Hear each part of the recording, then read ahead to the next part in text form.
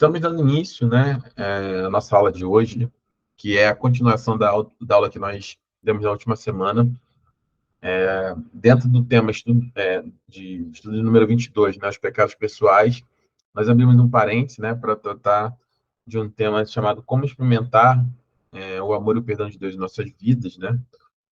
Existe muito cristão, né, bastante pessoas que são crentes nascidos de novo, que possuem uma vida de relacionamento com Deus, mas que têm dificuldade, né, não em reconhecer o senhorio de Cristo, e não reconhecer que Jesus é seu Salvador e Senhor, não tem dificuldade, né, em abraçar a fé que professam, mas muitas das vezes tem dificuldade em caminhar, experimentar, né, o amor e o perdão de Deus para suas vidas, né? Entendem que a santidade é necessária, caminham em santidade, mas uma vez que erram, pecam, ou pecaram ou erraram em algum momento do seu passado, do seu presente, tem dificuldade em normalizar o pecado, não entender que o pecado é apenas uma coisa que simplesmente acontece e tudo bem, não.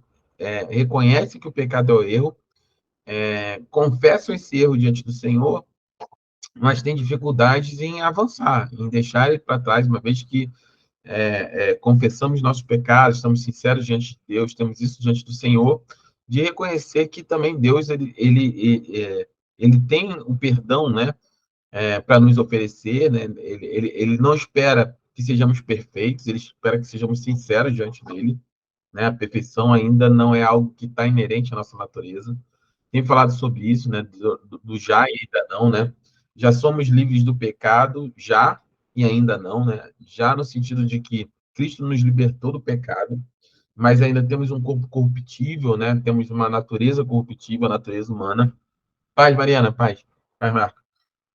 E baseado nisso, né? Baseado nesse ponto, nós temos a capacidade de entender que, mesmo Deus não esperando a perfeição de cada um de nós, mas também, às vezes, a gente entende que essa perfeição é esperada ao ponto de não conseguirmos avançar quando pecamos e reconhecemos esse pecado, confessamos diante do Senhor, entendemos que estamos errados, e a partir desse momento nós caminhamos em direção ao perdão e ao amor de Deus. E muitos cristãos têm essa dificuldade, muitos cristãos têm essa limitação, por não conhecerem, por não experimentarem, né, esse amor de maneira, vamos dizer assim, né, relativamente clara, ou ter essa percepção clara sobre isso que Deus tem para nós em toda a nossa vida. Mas, fazendo essa introdução, vou pedir para a Amadilis orar, a diaconisa Amadilis orar por nós nessa noite, para que nós possamos iniciar, né, a nossa aula, e aí, a partir daí, a gente vai falar um pouquinho sobre isso, tá bom? Pode orar em nome de Jesus. Amén. Amén. ¿Me escuchan? ¿Sí? Sim, sim. ¿Sí? Ajá. A paz do Senhor Jesus. Bendito Padre Santo Celestial, muito obrigado, Deus, por mais uma aula abençoada, Senhor Jesus, que el, esta aula nos sirva para refletir, para reflexionar sobre el día a día de nuestros pecados, Señor Jesús, y que las personas que se van a conectar posteriormente también puedan liberarse de cualquier culpabilidad, de cualquier peso de algún pecado, y que esto nos ayude en el crecimiento espiritual. Abençoa de manera especial a cada una de las personas que estamos conectadas en este momento y las que se van a conectar después. Y ilumina la exposición del Pastor Lucio. En Cristo Jesús. Amén y amén. Amém, amém. Amém. Seja bem-vinda, Lorena. Bem-vinda, pastora Eliana. Tudo bem? Paz. Acho que entrou também o Marcos Vinícius. Jesus abençoe vocês. Bem-vindos, paz. Pastor. Nós estamos aqui hoje, né, falando um pouquinho dessa questão, né, sobre como a gente experimentar esse amor, esse perdão de Deus. Eu vou compartilhar a tela para nós voltarmos onde nós estávamos na semana passada, só uma recapitulação do que nós já começamos. Eu estou organizando aqui a tela para eu poder compartilhar isso com vocês. Acredito que vocês já estejam vendo isso em tela, né? Então, a gente passou semana passada, né, sobre a introdução, falamos um pouquinho sobre quem é Jesus, né? Parece que uma coisa um pouco, não seria banal, né, mas muito simplória, né? Da gente perguntar isso, ter essa percepção, mas muitas pessoas têm, não é dificuldade, mas às vezes não tem claramente nesse relacionamento que o primeiro e mais importante declaração a respeito de Jesus é que, primeiro, ele é Deus, né? Então, nós não nos relacionamos, né, com um homem santo, com um homem grandão, com... Deus não é um homem grandão, né? Jesus Cristo, ele é Deus, e Deus se fez carne, Deus habitou entre nós, e a Bíblia diz que nós vimos ele como a glória do Filho unigênito do Pai, e ele é Deus não só por ele afirmar ser Deus, por ele ter cumprido todas as profecias a seu respeito, mas também por ter ressuscitado dentre os mortos, né? Que é um fator de esperança para a nossa fé. E aí, o motivo que nós não podemos esquecer, que nós tratamos na última aula, é porque Jesus, então, veio ao mundo, né? Primeiro ponto, Jesus veio ao mundo para nos dar a vida eterna, né? Ele veio para nos perdoar e libertar do pecado, e uma vez que nós somos libertos do pecado, nós também somos libertos da lei do pecado e da morte, né? E nós temos essa liberdade em Cristo, e a partir dessa liberdade nós somos aptos a ter a vida eterna de Deus para nós, né?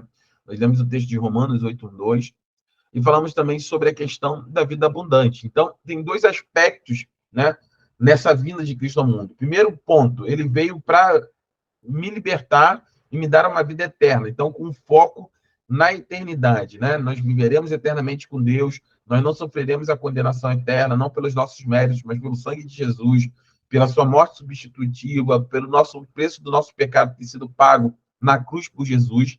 Isso diz muito a respeito do nosso futuro. Mas também tem uma concepção do hoje, né? Jesus diz em João 10:10 que eles tinham vindo para que nós tivéssemos vida e vida em abundância, né? Uma vida com propósito, uma vida com Deus. E essa vida em abundância, ou eu vim para que tenham vida, né?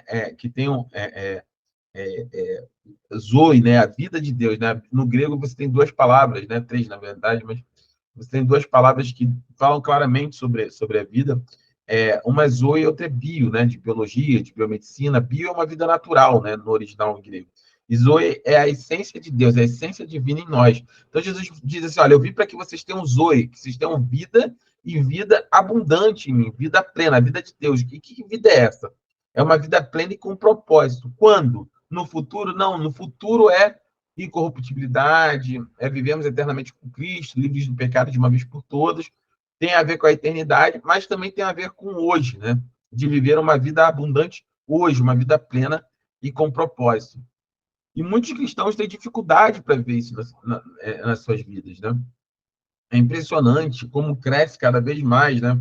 O número de pessoas que se declaram crentes nascidos de novo e que não têm um propósito claro nas suas vidas para o reino, né? Nós construímos hoje igrejas e instituições onde o foco no meu bem-estar pessoal ele é muito maior do que a questão de nós termos a percepção do nosso papel para o reino. O reino não veio para se adaptar à nossa vida, mas uma mudança de vida nos leva a estarmos adaptados e encontrarmos o nosso lugar no reino, um propósito no reino, né? Então, a pergunta era, então, se Jesus veio e para nos dar essa vida abundante, né? Se ele veio para nos dar essa vida abundante, estou fazendo uma recapitulação rápida, então uma pergunta honesta seria, então, por que a maioria dos cristãos não está experimentando essa vida abundante, né? E aí, a gente tratou alguns aspectos, né? Primeiro que a maioria dos cristãos não está experimentando essa vida de alegria e vitória ensinada na Bíblia, né? Não são raros os casos, né, de que pessoas que e eu falava sobre isso, né? Você ter uma vida onde você tem alguns tipos de limitações, ninguém é feliz no tempo todo, né? A gente tem problemas, a gente tem preocupações, isso é natural da vida. Mas a característica, né? E eu falei até numa pregação do culto de semana passada no culto online, a característica, né, daqueles que se você tem Cristo na sua vida, que Jesus é seu Senhor e Salvador, a primeira característica que Deus traz na nossa vida é uma vida de alegria, de vitória. E vitória não é necessariamente não termos problemas, né? mas vitória no sentido de andarmos triunfantes em Cristo. Pode acontecer o que for na sua vida, que você estará confiante. Óbvio que nós temos altos e baixos, não um triunfalismo bíblico, mas também não é um derrotismo, né? Nós não podemos caminhar de cabeça baixa. Não, Cristo, o Senhor fez morada na sua vida. Deus me chamou e te chamou para viver com Ele de maneira eterna diante dele. De vivermos para o Senhor de maneira eterna. Então, partindo desse princípio, né, a vida cristã ela precisa ser marcada pela alegria. Né? Nós vivemos um tempo onde cristãos são mal-humorados, né? Pessoas chegam de cara amarrada. Né? Não, a característica de um cristão nascido de novo, de um crente nascido de novo, um crente cheio do Espírito, é a alegria. Não é à toa que a Bíblia diz que a alegria do Senhor ela é a nossa força, né? Ela é aquilo que nos dá capacidade, né? Condições, né? Para nós seguirmos de maneira direta e objetiva, né? Uma vida vitoriosa, não porque teremos vitória sobre todos os nossos problemas, mas porque confiamos que, independente desses problemas, né? Como a Bíblia nos coloca, nós já sabemos que somos vitoriosos em Cristo. Ainda, o que eu quero dizer assim, ainda que não sejamos vitoriosos em algum momento nessa vida, né? Ainda que nossa vida seja marcada, às vezes, por situações que roubam a nossa paz de alguma maneira. Ainda assim, a certeza que nós temos é que em Cristo Jesus nós somos mais que vencedores. Porque mesmo que eu não tenha talvez a paz esperada, ou a tranquilidade esperada, ou a ausência de problemas esperados nessa vida, a minha certeza é que quando isso tudo acabar, quando isso tudo terminar, eu vou ter vitória em Cristo, eu viverei eternamente com Deus, eu sou salvo. A maior alegria de um crente é sua salvação. Pessoas podem ter nenhum problema nessa vida, podem ter de todo o dinheiro do mundo, mas se elas dormirem hoje e não acordarem amanhã, elas não têm nenhuma expectativa de uma vida eterna com Deus. Mas aqueles que são crentes, nascidos de novo, ainda que nós dormimos essa noite e não abrimos o nosso, não venhamos a abrir nossos olhos amanhã, o nosso coração tem a certeza de que nós viveremos eternamente com Deus.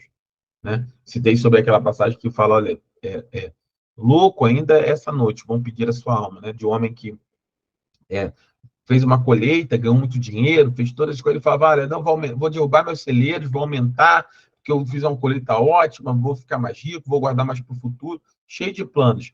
E a Bíblia diz, olha, louco, essa noite ainda, pedirão a sua alma, né? Então, quando nós temos esse texto de Lucas, né, ele nos aponta justamente para esse aspecto, de que não adianta, às vezes a gente foca muito como cristão, mais uma vez, não é um discurso derrotista, né, e muito menos triunfalista, mas nós focamos muito nessa vida, né, nesse momento, onde, óbvio, ninguém quer ter problema, ninguém quer ter dificuldade, mas a grande verdade, e vemos como bem-aventuradas pessoas que têm uma vida mais tranquila, mas nós não podemos nos esquecer que ainda que as coisas não corram bem de alguma forma, ainda assim, a nossa alegria é a alegria da salvação. O crente, a marca de um cristão nascido de novo é a alegria que há em Cristo Jesus. Então, infelizmente, a maioria dos cristãos não está experimentando essa vida de alegria e vitória ensinada na Bíblia, né? A igreja, falamos um pouquinho sobre a igreja do primeiro século, poderosa nesse impacto sobre o mundo, né? A ponto das pessoas reconhecerem, como dizem Atos, Cristo vivendo naquelas pessoas, né? Nós trabalhamos sobre isso aqui.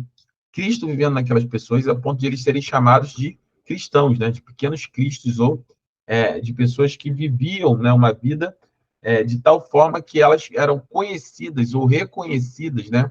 Vamos colocar assim, elas eram conhecidas ou reconhecidas como pessoas que efetivamente, né, elas tinham uma vida com Deus e viviam essa vida com Deus de maneira clara, a ponto de que nós termos, as pessoas ao seu redor terem a certeza de que aquelas pessoas, de alguma maneira, elas exalavam, né, ou elas compartilhavam da mesma natureza de Cristo, e a ponto de chamar ela de cristãos, que significam pequenos cristos. Elas viam naquelas pessoas, né, o próprio Cristo vivendo nelas, o próprio Senhor, né, vivendo nelas. E isso é fundamental para nossas vidas. A igreja perdeu essa característica nos últimos tempos, né? Queremos mostrar uma vida da teologia do coach, né, de performance, de vitória, e a gente pode falar sobre inúmeras líderes, né, que têm saído com esse discurso ao longo do tempo, né? Mas nós não fomos chamados para sermos os que performam, nós não fomos chamados para sermos empreendedores do reino. Esse discurso furado de coaching, de que nem que se aproveita para captar dinheiro das pessoas, para pegar, vender cursos com preços exorbitantes, cobram caro aquilo que deveria ser teoricamente de graça. Faz um curso comigo que eu te ensino a encher a sua igreja. Você vai aprender como gerenciar a sua igreja, gerenciar as pessoas. Você entra muita gente na sua igreja e sai. Vem fazer um curso comigo de R$ 5.000 por mês que eu vou te ensinar. Isso não faz nenhum sentido do ponto de vista do reino, né? O reino, ele é muito simples. É Cristo vivendo em nós, a ponto das pessoas reconhecerem na minha e na sua vida que o Senhor Jesus vive em nós. E como é que elas reconhecem nós? Se nós somos tristes nas situações onde devemos ser tristes, obviamente respeitando, né, a dores das pessoas, não é que você precisa ser o felizão o tempo todo. Mas estou dizendo o seguinte: se diante das lutas, onde todo mundo é triste, todo mundo vive uma vida estressada, né, nesse aspecto, onde é que nós somos diferentes? Quando nós nos colocamos diante dessas situações e declaramos para ela que essas situações não são, e não são realmente, maiores que o Deus a quem nós servimos. Que esses gigantes que se levantam, ainda que gigantes, ainda que intransponíveis para nós, meros mortais e humanos, não são intransponíveis e muito menos gigantes diante do Senhor a quem nós servimos. E essa confiança, né, essa certeza, essa convicção de que o Senhor é conosco todo o tempo, nos leva a ter confiança e alegria mesmo nas adversidades. E isso que as pessoas viam na igreja do primeiro século. Pessoas que eram mortas, que eram assassinadas, que eram jogadas leões, que eram colocadas em situações muito difíceis e, mesmo assim, elas não abriam mão daquilo que elas acreditavam. Elas viviam de maneira plena essa fé, e não como uma situação onde era só uma lista de coisas que elas faziam, né? Não era uma mudança somente de comportamento, era uma mudança de vida, efetivamente, né? E aí a gente falou um pouquinho sobre ter pela frente esse grande desafio, né? De enfrentarmos a hora mais desesperadora de toda a história da humanidade, né? O mundo está cheio de ansiedade, de medo, de frustrações, e nós falamos sobre isso, né? E de que maneira nós falamos sobre isso? Talvez nunca, né, antes na história da humanidade, a gente tenha tantos quadros de doenças.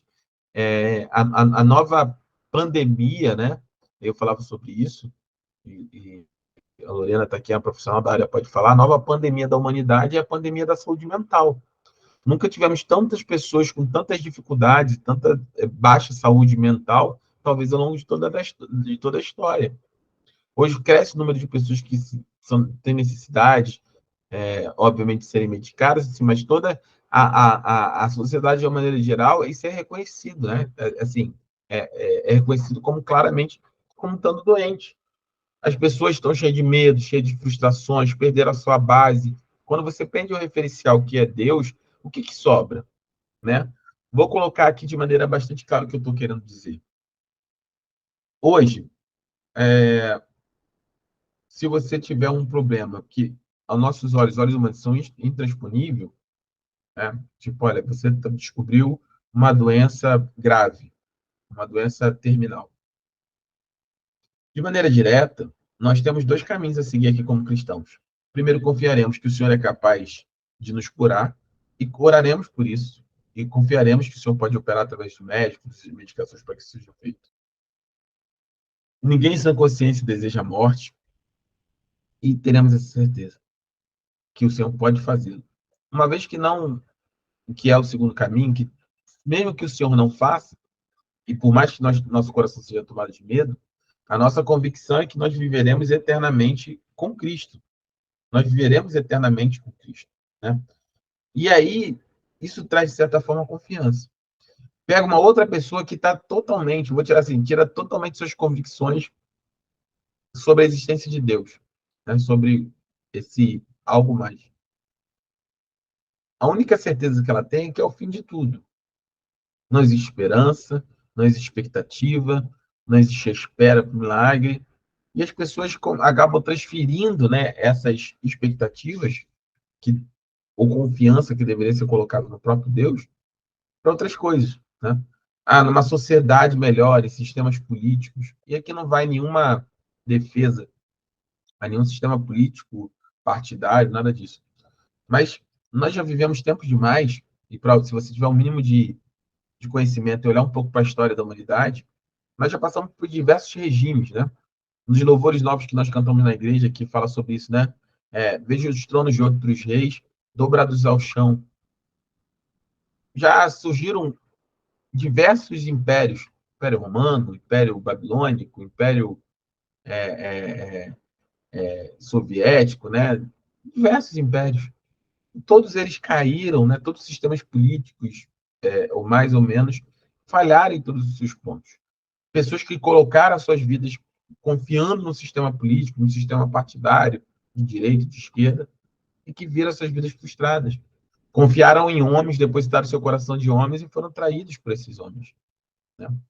Então, de maneira geral, o mundo está cheio de frustrações. Eu falava na semana passada sobre isso. Nós saímos de uma pandemia. Quando nós entramos na pandemia, todo mundo achava que nós seríamos daqui muito bem. Uma nova sociedade, né? Uma nova percepção de sociedade, né? Teríamos uma vida diferente, né? Eu falei, né? A gente ia na porta lá dos senhores do prédio, íamos no mercado para ele, botávamos bilhetinhos, fica em casa, fica bem, não sei o quê. Eu falei que eu estava lembrando disso um tempo atrás, descendo para o Rio trabalhar, e aí voltei da barca cheia, lotada, e as pessoas, um monte de gente idosa em pé, ninguém levantou para dar um banco para o senhor de idade sentar. No ônibus, saímos de uma pandemia onde todo mundo ia sair melhor, agora a humanidade evolui, né? E entramos numa guerra da Ucrânia com a Rússia, tantos terrores que nós estamos vendo aí ao longo do tempo, no caso da Rússia contra a Ucrânia, né? Agora a Palestina, Israel e a Palestina. E a verdade, né, é que assim, eu até tive uma conversa muito profunda um tempo atrás com um conhecido falando sobre isso, né? Ah, mas a humanidade evoluiu. Sim, a humanidade com certeza evoluiu. Nós temos carros mais rápidos, sistemas de telecomunicação cada vez mais velozes, inteligência artificial. Nós temos claramente, né, a humanidade avançou nos últimos 50, 100 anos, mais do que talvez em toda a sua história. Isso é indiscutível, você não precisa ter um discurso religioso e defender, não é isso. O homem evoluiu a passos largos. A humanidade, sim, perdão, mas o homem não. Porque a partir do tempo que nós temos todas essas soluções tecnológicas, internet, inteligência artificial, estamos lançando foguetes, né? Para ir para a Lua, para qualquer outro lugar. Toda tecnologia que nós vemos no nosso dia a dia, não distante, né? Não obstante a isso, a gente tem também, continua as mesmas questões. Pessoas passando fome, pessoas sendo violentadas, pessoas morrendo assassinadas, né? A humanidade se perdendo nos mesmos erros dos últimos 4, 5 mil anos que nós temos visto. O homem não evoluiu. O homem continua sendo o que o homem sempre foi: pecador, caído, deturpado, cheio de defeitos, pecaminoso, inimigo de Deus. Isso que a Bíblia diz. A Bíblia diz que nós, como humanidade, nós somos inimigos de Deus. Não é que a Bíblia diz que Deus amou, Deus nos amou, a ponto, né, de tal maneira de nos dar seu Filho unigênito. Mas a humanidade, o homem, ele é inimigo de Deus. A Bíblia fala muito claro: vocês eram inimigos de Deus. E Deus, mesmo assim, alcançou vocês com misericórdia e transportou vocês do reino das trevas para o reino do Filho do seu amor.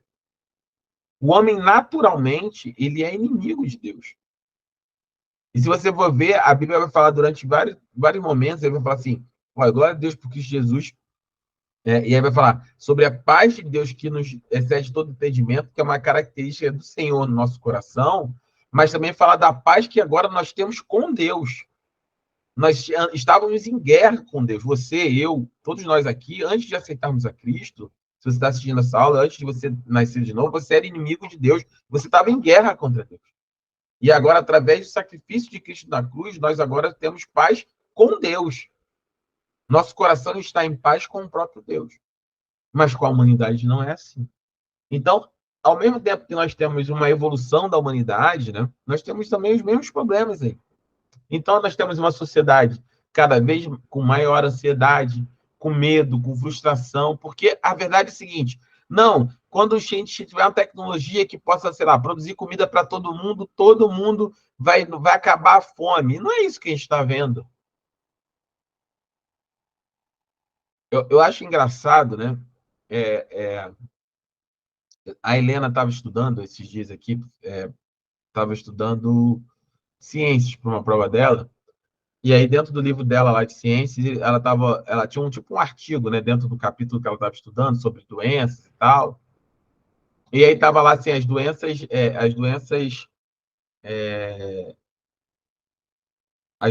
ignoradas, renegadas. Eu não vou lembrar o termo aqui agora.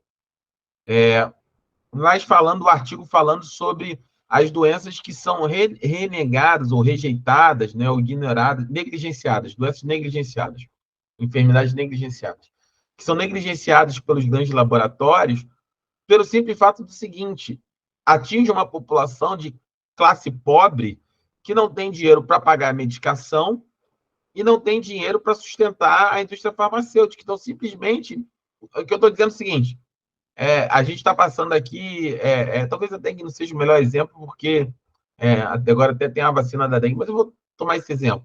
A dengue está aí pelo menos há 30 anos, 40 anos, desde que eu sou pequeno tem dengue. Dengue, um monte de gente morre com dengue hemorrágica, um monte de gente que morre, sempre teve.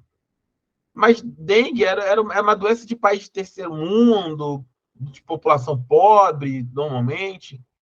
Aí demorou, sei lá, 30 anos, 40 anos agora ter uma vacina contra a dengue, eu acho que tem, né? Acho que sim, tem.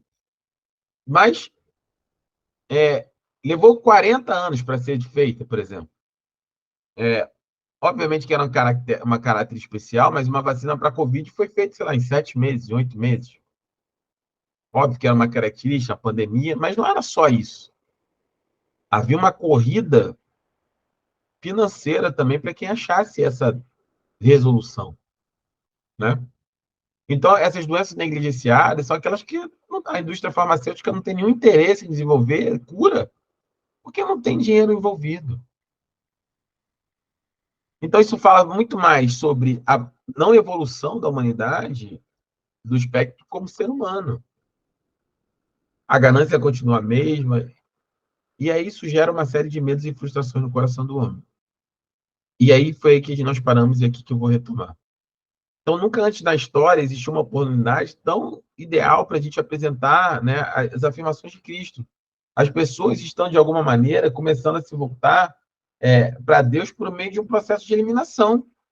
Aí eu acredito em partido de direita, as pessoas me traem. Acredito em partido de esquerda, as pessoas me traem. Acredito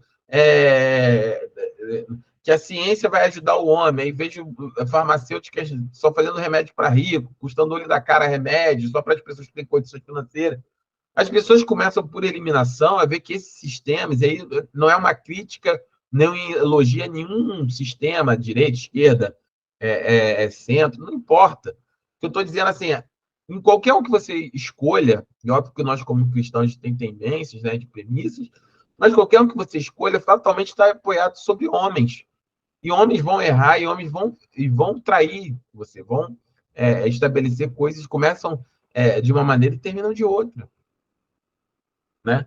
E por eliminação, as pessoas começam a querer se voltar para o espiritual, para uma resposta, para o infinito e além, para uma energia. Nós fomos assim. Né? Você pode ter vivido, se você não nasceu em berço cristão, você viveu a sua vida inteira e em algum momento você falou. E esse despertar é um momento que nós temos para falar, dar um recado claro ao mundo. Jesus Cristo vive, ele é Deus, e ele reina, e ele veio para que tenhamos vida eterna, e ele veio para te dar uma vida hoje, uma vida com propósito, com direção. Então, em meio a todos esses problemas, né, as oportunidades, né, muitos cristãos, a pergunta é, se em meio a todos esses tremendos problemas, tudo isso que eu discorri aqui, a verdade é que muitos cristãos se tornaram uma parte do problema mais do que deveriam ser da solução, né? Muitos cristãos tornam-se uma parte do problema do que da solução. E aí nós vemos aí as pessoas resistentes ao evangelho por conta de decisões de pessoas que, de boa parte dos cristãos que se tornaram um problema, e essa é a verdade. Né? Nós chegamos ao ponto, eu falei na semana passada, que pastores, assim, eu não tenho nenhum comprometimento, nenhum problema em falar sobre finanças da igreja, né? Não vivo da igreja, tenho meu trabalho, e mesmo que fosse um pastor de tempo integral, isso é bíblico, não teria problema nenhum de falar disso. Mas hoje você tem dificuldade para falar de dízimos e ofertas na igreja porque você teve um abuso aí histórico ao longo do tempo de diversas formas. Então você tem uma falta de financiamento do reino porque as pessoas se aproveitam para viver vidas que não condizem com isso. Aí você, você estou colocando, dando testemunho como um pastor. Você vai falar sobre dízimos e ofertas na igreja e você tem dificuldade porque, nossa, você olha para o lado e tem seu irmão em Cristo, que é pastor também, ministro igual a você, que o cara está vivendo da igreja e está pegando dízimo e oferta para comprar relógio de 200 mil reais, carro de 1 milhão de reais, casa de 5 milhões de reais, fazendas, acumulando riqueza para si mesmo. E essa é a verdade, eu não tenho por que esconder e nem passar pano, e nem tapar o sol com a peneira. Só que para manter essa estrutura, prestem atenção no que eu vou falar, eu estava discutindo isso hoje de manhã com o irmão em Cristo. Para manter essa estrutura, né, quando não é a mensagem do reino, tudo é vazio. Eu posso fazer uma teologia que coach, falar, não, porque você vai ser vitorioso, cola comigo, hoje está na moda, né? Vou te entregar o código, vou te entregar a chave, vou liberar um som especial, vou falar toda essa groselha, essa conversa fiada para a igreja. Só que a verdade, assim, que em algum momento isso para de funcionar. Pode dar certo, eu vou liberar, aí você dá uma prosperada, faz alguma coisa, só que uma hora o boleto chega, uma hora a doença chega, uma hora o seu parente adoece, uma hora você adoece, uma hora esse cercadinho feito de ouro e sem problemas, ele é exposto. E aí, sabe o que acontece quando o discurso perde a força? Eu preciso inventar outros discursos. Então, agora o problema não é mais que eu não ativei a unção na profética, é você que não tem a fé suficiente. Então, você precisa agora ativar a sua fé, manter a sua mente focada, não dobrar o seu pensamento. Irmão, isso é tudo filosofia vã. Conversa fiada. O evangelho, ele é um só. Ele é Cristo vivendo em nós, Cristo vivendo em mim e em você. No mundo nós vamos ter aflições, mas nós devemos ter bom ânimo, porque Cristo venceu o mundo por nós. Ah, pastor, então eu tenho que me conformar com essa. Não, claro que não. Ora, meu irmão, vai para o joelho, chama a gente para orar. Vamos orar, que Deus mude. Lembra, eu preguei sobre isso domingo. A gente vive com a revelação que a gente tem hoje. Ah, pastor, eu não aceito isso na minha família, eu quero orar. Vamos orar. Não aceito essa doença, vamos orar. Vamos orar. Esse é o papel do crente, orar. Não é ter a certeza. Não é ter a certeza. Certeza nós não temos. Qual é a certeza que nós temos? Que o nosso Deus tem boca e fala, tem olhos e vê, tem ouvidos e ouve. Nosso Deus, ele não está parado, engessado, construído como uma imagem. Ele é o Deus vivo. Quando você dobra os seus joelhos no seu secreto, o Deus tem o Criador de céus e terra, o Deus vivo. Ele inclina os seus ouvidos para te ouvir. Ele conhece você e a mim pelo nosso nome, de maneira íntima, pessoal, sincera. E essa é a verdade do Evangelho, é isso que nós propomos. É a não mais solidão. Pastor, o que aconteceu quando eu aceitei a Cristo? Você se tornou filho de Deus, você foi salvo, e mais uma coisa aconteceu. Você nunca mais estará sozinho novamente. Pode todo mundo aqui te abandonar, mas o Senhor Jesus estará com você todos os dias, até a consumação dos séculos. Essa é a promessa do Evangelho. Essa é a promessa do Evangelho. E essa promessa ela é firme. O resto, vou fazer um igrejão, top. Poderia. Eu estava conversando isso hoje com irmãos. Não é difícil contratar um cara de tráfego pago, botar na internet, fazer uns vídeos legais, posicionar a igreja, criar um marketing, fazer todo... E, pum, lota a igreja. Mas a que custo? A que custo? Que eu falei há 2 domingos atrás. Entre ter mais 100 pessoas e não perder nenhum de vocês, eu prefiro não perder nenhum de vocês. Porque esse um só é pouco quando não é a gente. Esse um só é pouco quando não é seu marido, quando não é seu filho, quando não é sua esposa, quando não é você. Porque se for esse um for o seu marido que vai se desviar e vai se perder, ele é muito. Se ele é teu filho, ele é muito. Se ele é você, ele é muito. Então, quando a gente tem essa percepção do reino, a gente começa a ver o quanto de engodo, porque custa caro, irmãos. Né? Custa caro. Manter uma igrejona, manter as coisas funcionando, manter LED de 2 milhões de reais, máquina de fumaça de 1 milhão de reais, essa estrutura custa caro.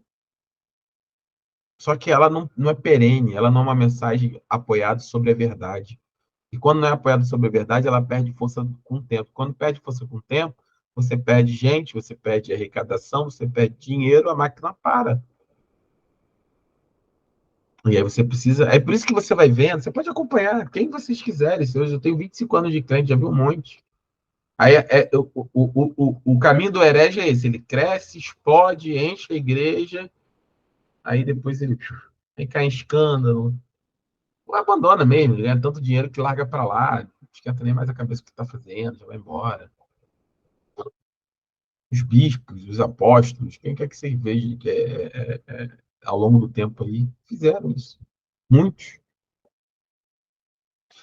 Então, as pessoas, nós não podemos, você tem que precisar, acima de tudo, guardar o seu coração. O seu coração, ele é responsabilidade sua, não é minha, não é dos seus pastores, ele é sua. A salvação, ela é individual.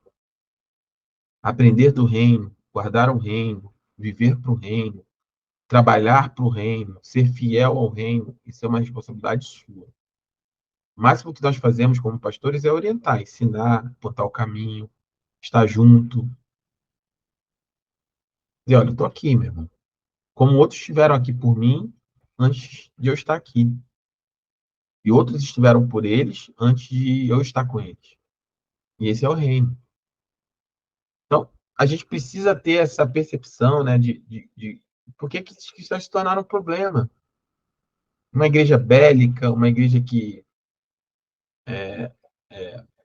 eu até falava na época das eleições, né? Independente do lado que a pessoa adotou, mas se nós tivéssemos a mesma mobilização que nós tivemos, por exemplo, durante as eleições, para falar do reino, para pregar o reino, para evangelismo, né? Nós seríamos uma igreja muito diferente. E aí, para entrar nessa parte, porque essas pessoas, você acredita que elas não são crentes? Não, eles aceitaram a Cristo. Mas são crentes que vivem uma vida que não é essa vida abundante, são crentes que estão vivendo uma vida carnal, onde o reino não é o centro da vida delas.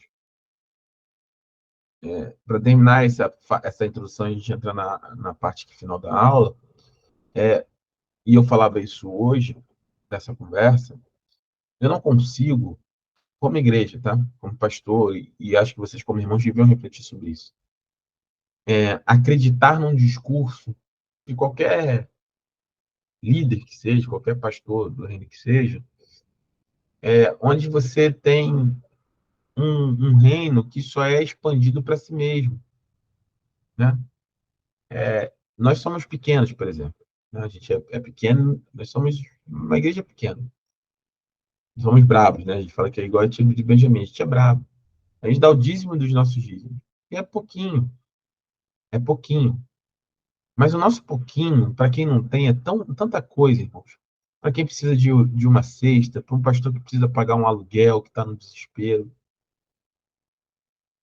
E a gente vê o seguinte, eu não consigo acreditar no discurso, e nenhuma crítica, nenhuma denominação específica, mas de mega igrejas, por exemplo, onde você, se elas parassem para dar um dízimo dos seus dízimos, meu irmão, impactaria 400 igrejas, 500 igrejas. Ah, pastor, mas tem pastor que... A desculpa é sempre a exceção, né? Mas tem pastor que não é sério, ajuda e depois a pessoa desvia o dinheiro. Não, irmão, cria mecanismo, a gente é inteligente. A gente não pode ser só inteligente para a teologia do coach, para performance. Vamos performar? Vamos. Vamos criar um mecanismo para suportar igrejas que estão... Porque eu não fui chamado, e essa é a verdade, para estar lá no meio do tráfico, no meio de uma comunidade. Quem vive aqui, por exemplo, não muito longe da gente, na realidade de São Gonçalo, aqui, em Niterói também, algumas comunidades, é uma realidade muito dura. E eu não fui chamado para estar lá. Não sou eu que estou lá como pastor. Mas tem homens que foram chamados para estar lá. Numa comunidade onde tudo é escasso, inclusive os dízimos e as ofertas. E as pessoas, para manter uma porta de igreja aberta, sacrificam um nível assim. E a gente está falando, sabe de quê, irmãos? Desculpa aqui, mas é de R$ 500, de R$ 800. É dinheiro, é. Mas estou falando, pensa em termos de igreja, de nós todos juntos. E não tem dinheiro para pagar um aluguel, não tem dinheiro para cuidar da igreja, não recebe apoio nenhum, e aí a gente vai botar telão de R$ 1 milhão na nossa igreja? É isso? É o reino? É isso que é o reino? As pessoas se tornaram problemas porque elas esqueceram o que mais importa. E o que importa não é a bandeira, não é a denominação, é Cristo. É Jesus elevado no lugar mais alto em nossas vidas. Então, a gente precisa ter um coração para o Senhor e para as coisas do Senhor. Não nos tornarmos uma parte do problema. Ah, você pode focar na sua vida profissional? Com certeza. Você pode focar na sua vida profissional, prosperar? Com certeza. Mas nós precisamos entender, né, o quanto é importante também a gente entender qual é o nosso papel para o reino. E a Bíblia fala, eu já falei sobre isso várias vezes, né, sobre 3 tipos de pessoa, né, de maneira clara. O homem natural, e esse homem natural, ele não é cristão, né? 1 Coríntios 2,14. E o apóstolo Paulo fala muito sobre isso. Eu vou pedir para que alguém abra 1 Coríntios 2,14, nós vamos ler 14, 15, 16, depois 3 na sequência, né? 3 de 1 a 3. Só para a gente relembrar esse texto. Se alguém puder abrir a Bíblia aí, enquanto termina minha vida, fala, pastor, abrir aqui e eu deixo você ler. Então, o homem natural, o homem espiritual e o homem carnal. O homem natural, né, ele não é cristão. Ele não conhece nada sobre Cristo. A Bíblia fala que o homem natural não discerne nada que é espiritual, porque ele é natural. E aquele que não aceitou a Cristo, dessas pessoas, a gente não tem como esperar esse discernimento, porque ele é natural. Mas a Bíblia também fala de 2 tipos de homem, né? O homem espiritual e o homem carnal. E esses 2 homens... Coríntios 2,14, pastor? 1 Coríntios 2,14 até o final do 2, né? 14, 15, 16, depois na sequência, né? O 3, de 1 a 3. Eu achei 1 Coríntios 2,14. Pode lendo, que eu vou pedir para você parar. Quem não tem o Espírito não aceita as coisas que vêm do Espírito de Deus, pois lhes são loucura e não é capaz de entendê-las, porque elas são discernimentos espiritualmente. Mas quem é espiritual discerne todas as coisas, e ele mesmo por ninguém é discernido. Pois, quem conheceu a mente do Senhor para que possa instruí-lo? Nós, porém, temos a mente de Cristo. Amém. Então, pode continuar. Agora, 3, 1, 2 e 3. Pode continuar. É só continuar a leitura no próximo capítulo, até o versículo 3. Perdão, é o mesmo capítulo? No 3. Você acabou de ler o 2, leu o capítulo 3, versículo 1, 2 e 3. É na sequência. Ah, tá. Só um instantinho. Uhum. Eu mesmo, irmãos, é esse? Isso. Uhum. Eu mesmo, irmãos. Quando estive entre vocês, não foi com discurso eloquente, nem com muita sabedoria para lhes proclamar o mistério de Deus. Pois decidi nada saber entre vocês, a não ser Jesus Cristo e este crucificado. e foi com franqueza, temor e com muito tremor que estive entre vocês. Continua? Amém. Não, até o 3, já leu até o versículo 3? Sim, sim. Tá. Eu acho que deixa eu pegar o texto aqui, peraí.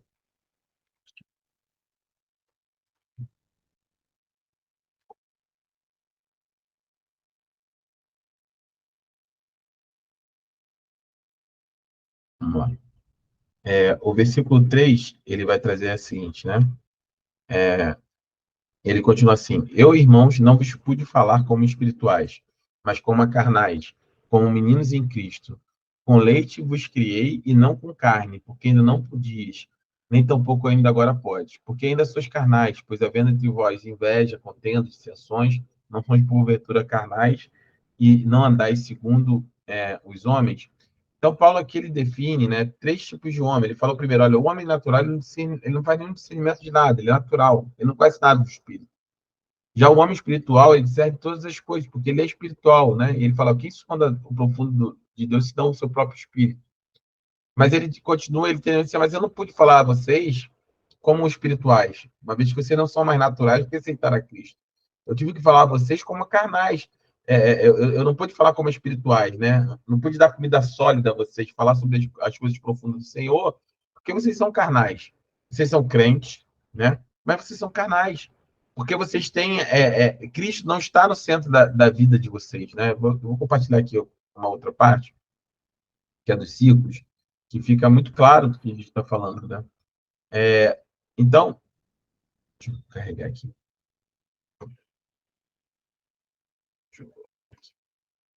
Então, a Bíblia ela fala sobre esses três tipos de homem, né? Eu tratei isso aqui algumas vezes, né? Então, o homem natural, ele é justamente esse ciclo aqui, né? Você tem o trono no centro da vida, a vida da pessoa, né? E aí tudo desalinhado com o plano de Deus e Cristo aqui fora da vida. Esse é o homem natural, ele não tem Cristo no seu coração. Só que o homem espiritual, ele é que homem? É aquele que, homem e mulher, né? No caso, ser humano.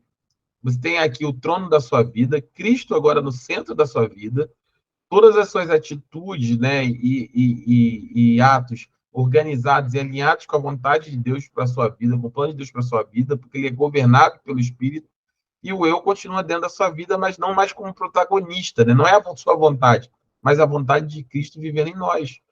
Só que o apóstolo Paulo, ele coloca um terceiro tipo de pessoa, ele diz, olha, vocês não são mais os naturais, porque vocês aceitaram a Cristo, mas também não são espirituais. Vocês são um terceiro tipo de pessoa, que são carnais. Por quê? Vocês têm aqui o centro da sua vida, o trono da sua vida, vocês governam a sua vida como vocês bem querem, né? Fazem aquilo que acham, selecionam aquilo que vocês querem entregar ou não para Deus, cumprir ou não a Deus, servir ou não a Deus, cumprir os mandamentos ou não de Deus. E Cristo, você já aceitou a Cristo, mas ele não é o protagonista, ele não é o centro, ele não governa a sua vida. E quando você é assim, você é considerado um homem carnal. E essa carnalidade, ela tem um custo muito caro na vida de um crente. Ela vai gerar na pessoa uma vida de frustração, não cheia do espírito, de altos e baixos emocionais. É gente que fica oscilando, tem 10 anos de igreja, está oscilando há 10 anos na igreja, não se firma, não monta o seu coração, não tem mudança de postura. Há 10 anos atrás, xingava a beça, 10 anos depois, continua xingando. Há 10 anos atrás, aceitou a Cristo e tinha todo tipo de vício. 10 anos depois, ainda continua no mesmo vício. Há 10 anos atrás não sabia nada da Bíblia, 10 anos depois continua não sabendo nada, não lê a palavra, não tem vida de oração, causa dissensão, contenda no meio da igreja, é fofoqueira, adora falar da vida dos outros, não muda nada, é a mesma pessoa, é carnal, Cristo não tomou, não deu liberdade para Cristo tomar o centro da sua vida, mudar o seu caráter, mudar a sua natureza humana numa natureza mais próxima do caráter de Cristo, a ponto das pessoas reconhecerem Cristo em você. E tenta viver, né, como diz que é um homem carnal, apesar de ser cristão, está procurando viver a vida cristã em sua própria força. Continua fazendo as coisas como sempre fez. E isso é um problema. mas Deus providenciou, né, uma solução para esse cristão carnal. O cristão carnal pode deixar de ser carnal e começar a experimentar o amor e perdão de Deus pela fé, né? Vamos ler Romanos 7, eu vou pegar aqui, de 25 a 8. Aqui eu já estou com a Bíblia aberta. Deixa eu só pegar aqui o livro. Só um minuto. Romanos 7.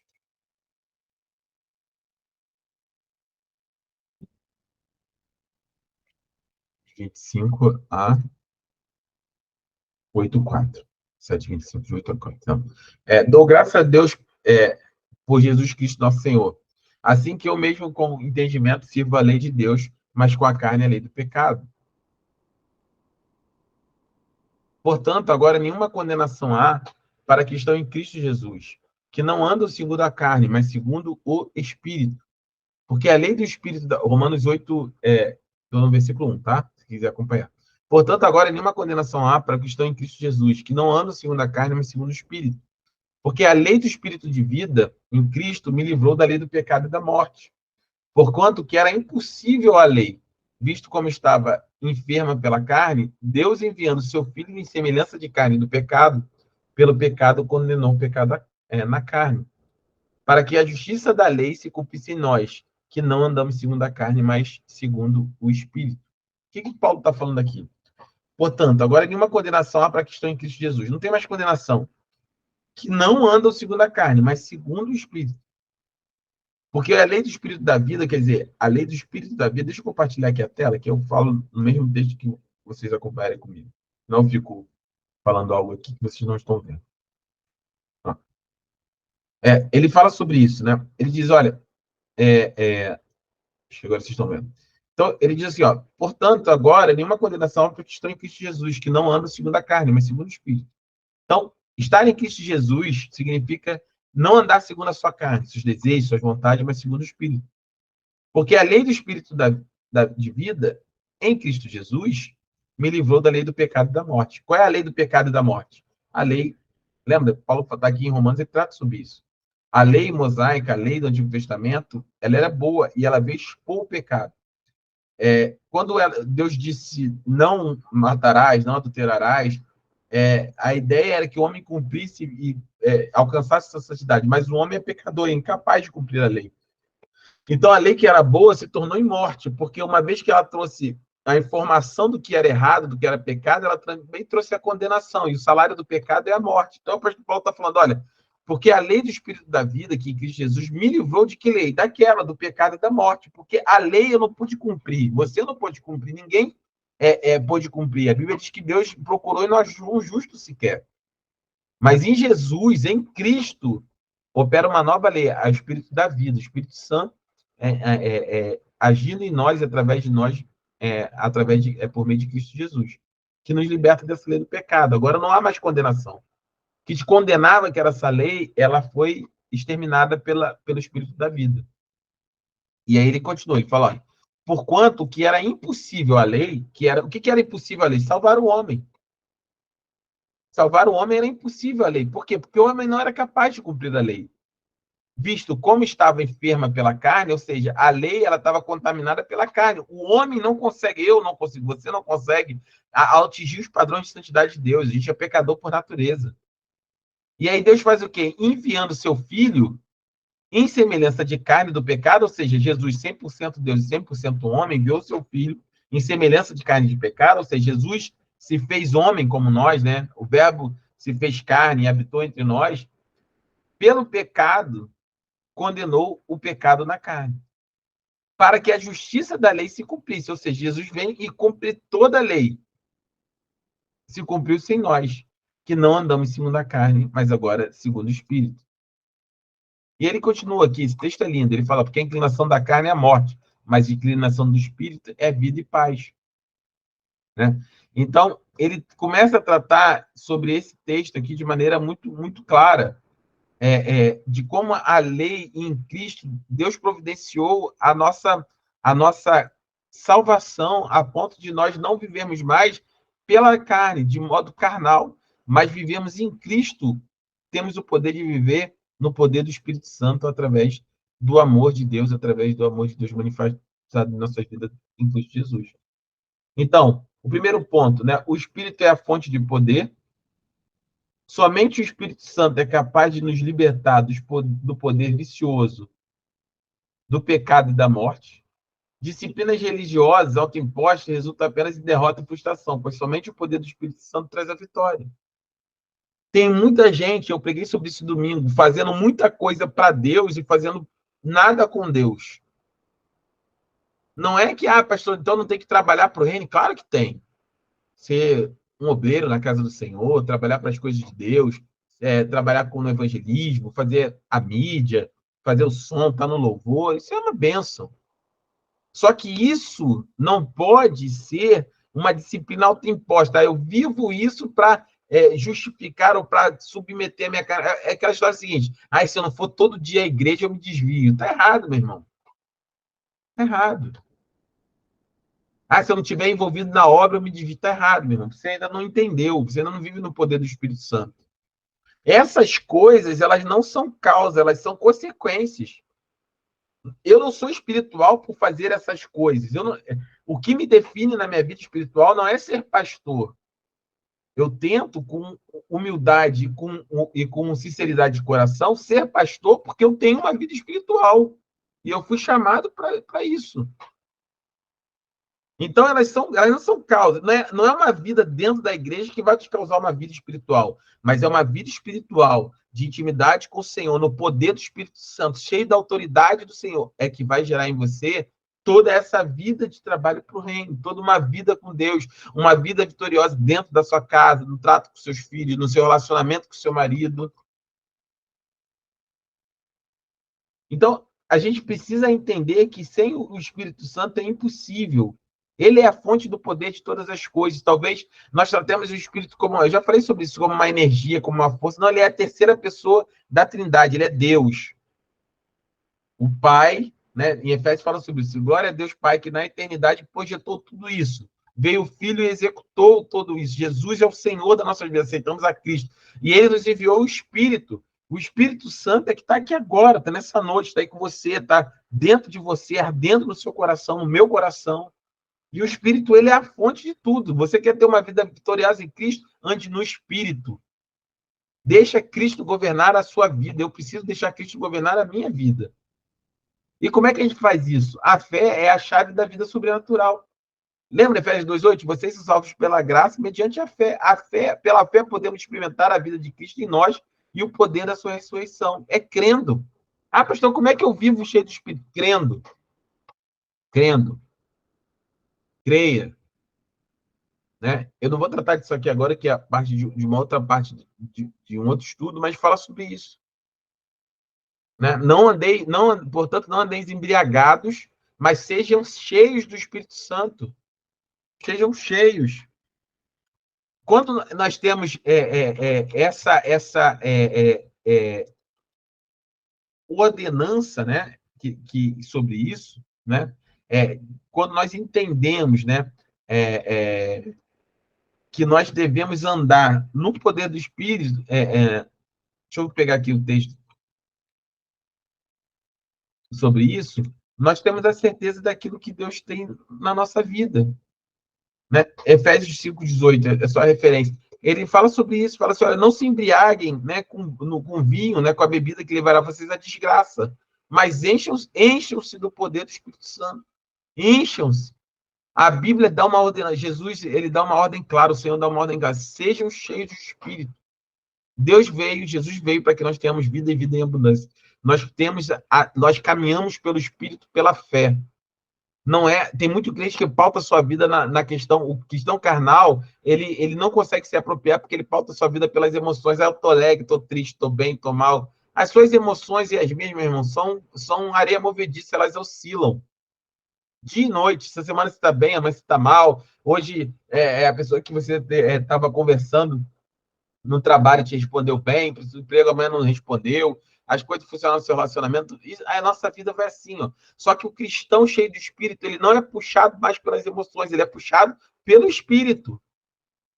Eu posso estar triste, meu irmão, mas a tristeza faz parte da vida. Mas no meu coração, no seu coração, nós precisamos ter a certeza que o Senhor é que nos sustenta. que não importa, pode se levantar o que for, a hora que for, da forma como for, o Senhor Jeová, o Deus dos exércitos, Senhor Todo-Poderoso, é Ele que está na minha e na sua dianteira, é Ele que vai à nossa frente. É Ele que vai te sustentar, é Ele que vai te dar o escape, é Ele que vai fazer a vontade dele na sua vida, pela fé, como? Crendo, creia. Somente crê somente, acredita, confia. Fé é confiança em Deus e na sua palavra. E os cristãos, né, carnal, não pode precisar dessa solução, né? Se você ainda está vivendo de uma maneira carnal, de alguma forma, o cristão carnal pode propiciar dessa solução de Deus e tornar-se um cristão espiritual, ao praticar o que a gente chama aqui só para efeito de ilustração, uma respiração espiritual, que é o seguinte: exalar, que é confessa os seus pecados, e inalar, que é apropriar-se do poder do Espírito Santo, como ato da vontade pela fé. É uma ilustração. É simples assim? É simples assim. É só uma ilustração, não é um método, não é uma metodologia, não é nada mágico, é só uma forma de ilustrar. Que assim como nós respiramos, né, exalamos o que nos faz mal, que é o gás carbônico, e inalamos o oxigênio, que nos traz vida, é essa mesma ilustração para a nossa vida com Deus, né? Inalamos o Espírito, o poder do Espírito, como? Pela fé. Você não puxa o ar pelos pulmões, pela sua narina, pelas suas veias aéreas. Como é que você toma posse? Pela fé, pela convicção. Deus, ele disse que estaria com Jesus, mentiria para você? Não. Jesus falou: eu vou para que eu possa enviar para vocês o Consolador.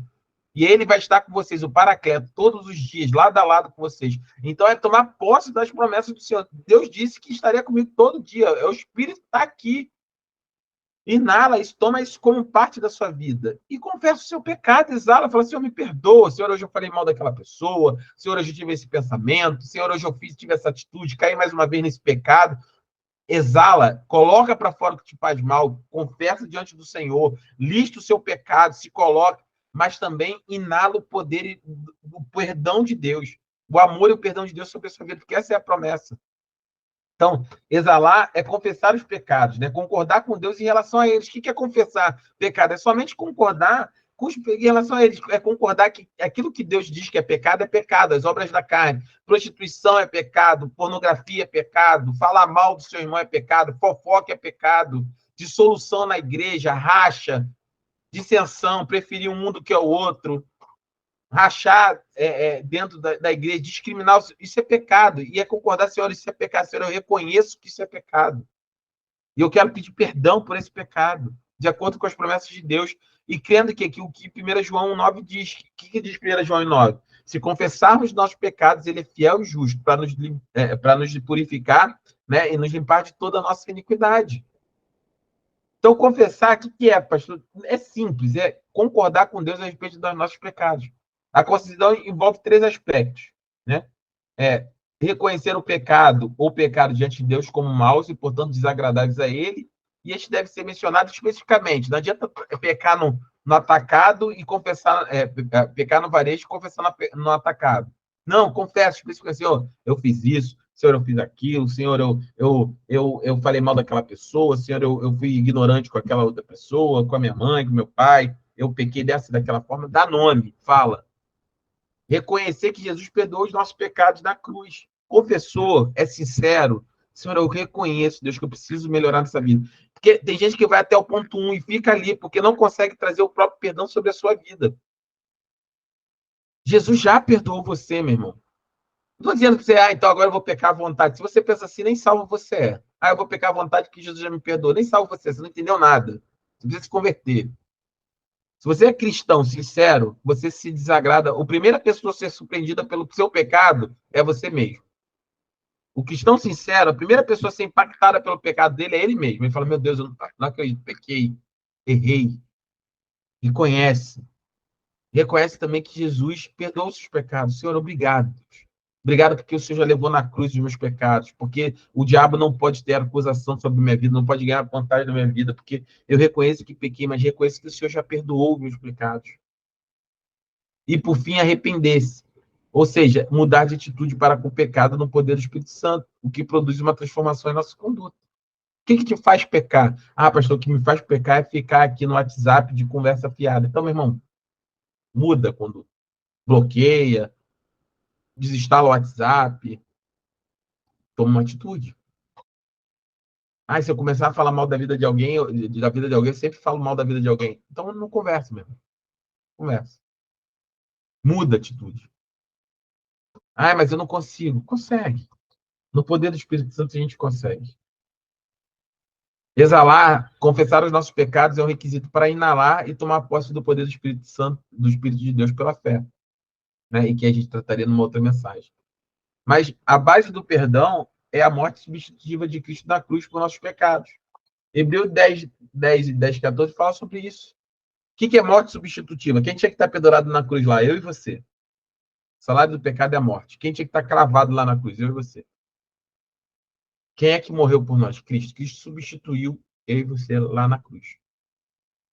E essa é a base do nosso perdão. Não é nada do que nós fizemos, é o que ele fez por nós. Então, por que a gente confessa nossos pecados pessoais, que é o tema do estudo número 22? Eu termino aqui. Porque a confissão é uma expressão de fé. A confissão não resulta em mais perdão, visto que Cristo já nos perdoou de uma vez para sempre, de acordo com Hebreus 10. Eu vou ler esse texto. Esse é um texto poderoso. Eu vou compartilhar a tela aqui com vocês. Já vou encerrar.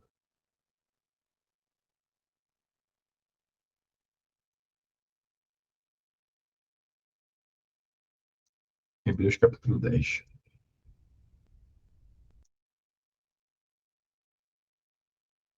Vou compartilhar a tela aqui. Deixa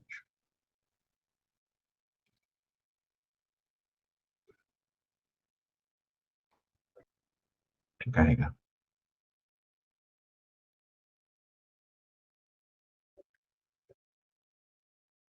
Diz assim, olha.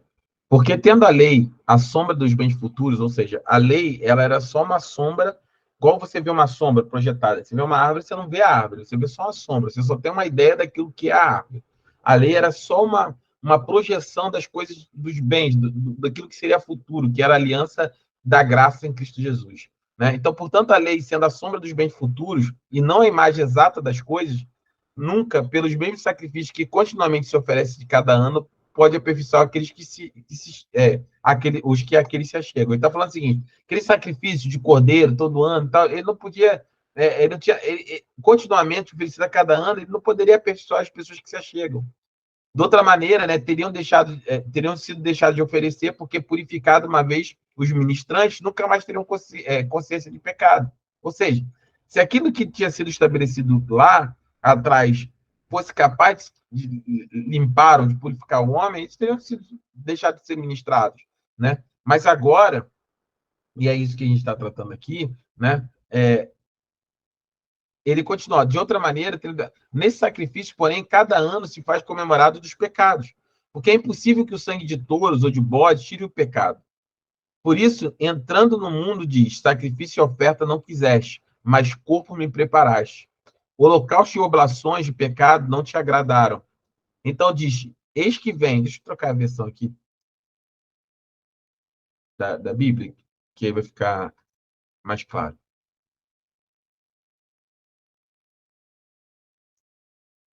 Só um minuto.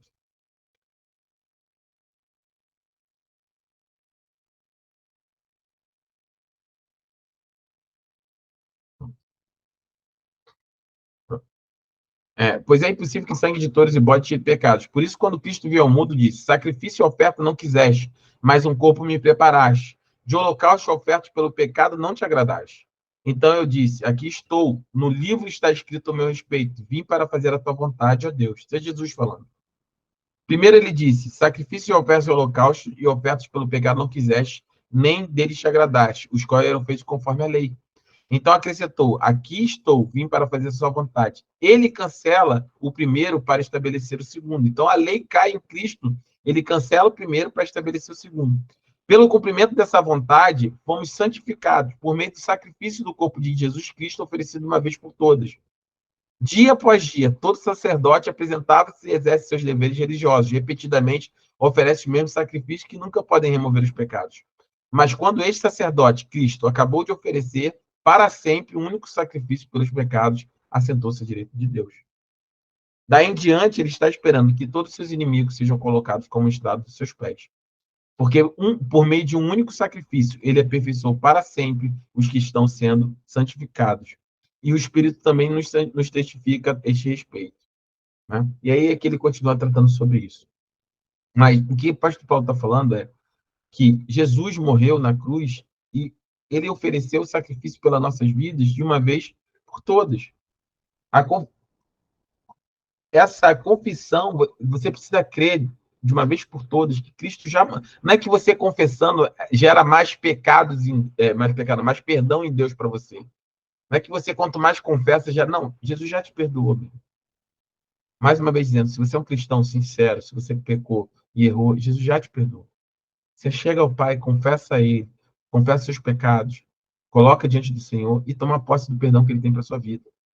A confissão é uma resposta ao amor de Deus por nós. A confissão é uma expressão de fé e um ato de obediência através da qual torna real a nossa experiência aquilo que Ele já faz por nós. A confissão nos permite andar em comunhão. Se nós recusarmos a confessar nossos pecados, nos tornamos carnais e andamos nas trevas em vez de andarmos na luz do amor e do perdão de Deus. 1 João 7.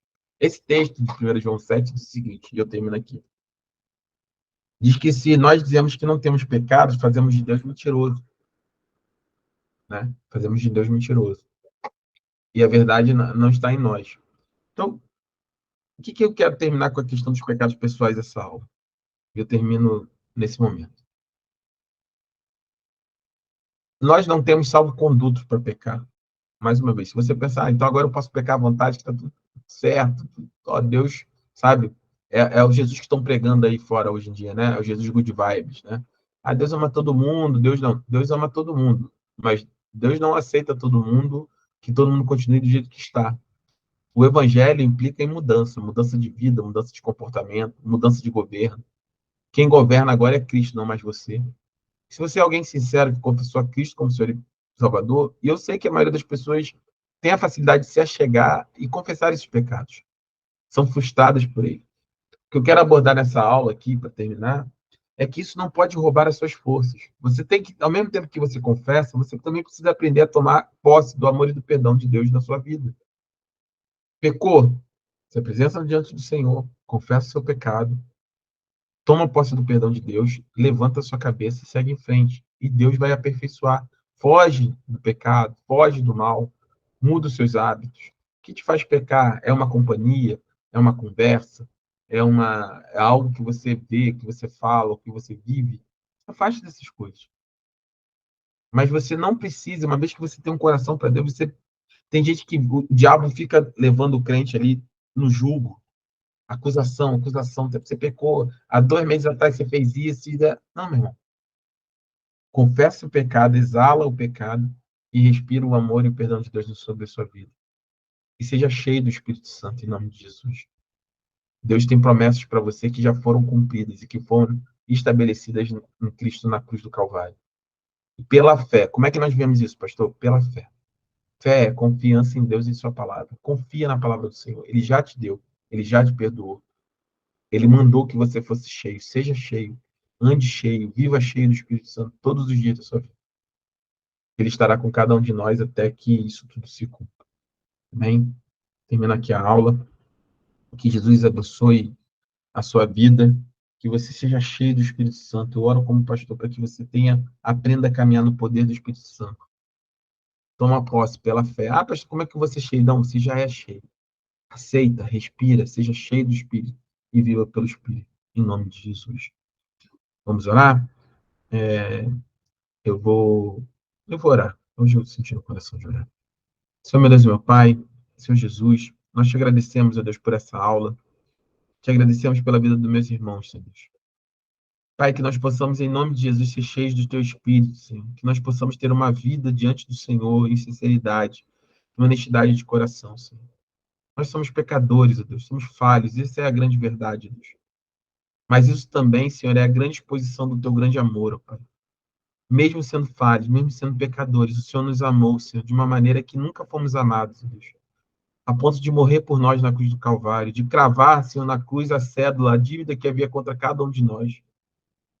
Todos os nossos pecados, ó Deus, foram pagos e perdoados, Senhor, através do Teu sacrifício. De uma vez por todas, Senhor, o Senhor ofereceu de uma vez por todas, Não é mais necessário, Senhor, bodes, touros, carneiros, cordeiros, porque o seu sacrifício foi perfeito de uma vez para sempre, Deus. Que meus irmãos, Senhor, e nós possamos ser cheios do teu Espírito, Deus. Que nós possamos ter os teus dons espirituais, Senhor.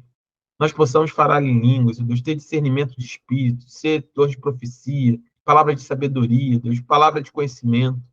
Que nós possamos, ó Deus, ser cheios do teu Espírito, ó Deus. A tua palavra diz que não é pelo muito falar, ó Deus, mas é pelo poder que há no Senhor, Pai. Que Senhor, a nossa igreja seja cheia, ó Deus. Cheia da tua unção, cheia da tua graça. Mova-se, Senhor, no nosso meio da forma como o Senhor desejar, da maneira como o Senhor desejar, Senhor. Fortalece o coração dos meus irmãos que estão aqui nessa aula hoje, daqueles que vão vir assistir essa aula, Pai.